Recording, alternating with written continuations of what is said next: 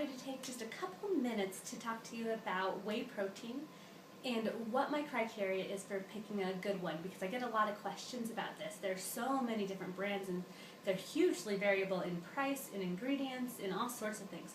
So I'll let you know what I look for.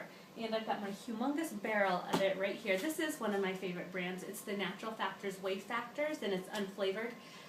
They do make like 3 or 4 flavors that you can get, but here's the reasons why I like this one, and I like a handful of others as well.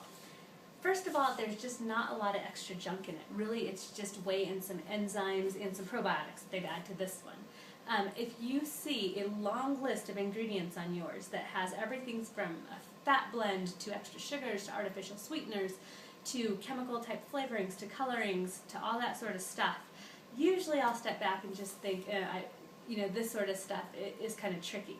For example, one of the most popular ones that I see is the muscle milk, and I'm not trying to pick on that one, but their fat blend, the first fat in the fat blend, is sunflower oil. As we've discussed before, sunflower oil is a high omega-6 oil, and while it's been generally told to us as a healthy fat, it's not. It competes with omega-3. So omega-6s in small amounts are necessary in our diet for our bodies, but in large amounts are no good because they compete with omega-3s and promote more inflammation instead of less, which is what omega-3s are trying to do. So that's just one example of things that can kind of go haywire with all these extra ingredients. So that's number one. Number two, what I'm looking for is that it's non-denatured, undenatured, processed at a low temperature in order to not denature, some words like that. What that means is that the milk itself, the whey when it's extracted from the milk, it's processed at a low temperature so it doesn't denature or change the proteins as much as even what we get here in the States with our milk being almost all pasteurized.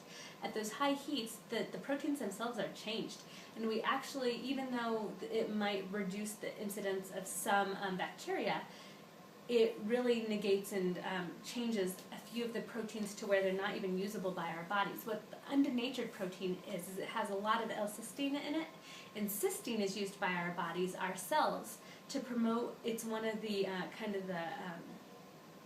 the factors it needs to make glutathione. Glutathione is an incredible antioxidant that our bodies want to make. We just don't give it enough of this precursor in order to make it. In fact, with pasteurization of milk, and this is a whole other can of worms, but just to throw it out there, with pasteurization of milk, glutathione levels in human bodies have gone down quickly. Infants tend to make a lot because, especially if they're breastfed, they get, unpasteurized milk. And those who drink unpasteurized milk have higher levels of glutathione than those of us who drink pasteurized. So that's just to throw it out there. Whenever you're using whey, if you can get non-denatured or undenatured, that's one more benefit that can be really helpful to an athlete.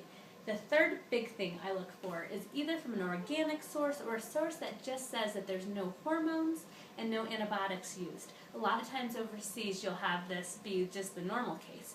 But whenever you're buying in the States, you've really got to be careful. We don't want to see any of the growth hormones used, and we don't want to see regular use of antibiotics. Those get into our system and may, in fact, decrease our body's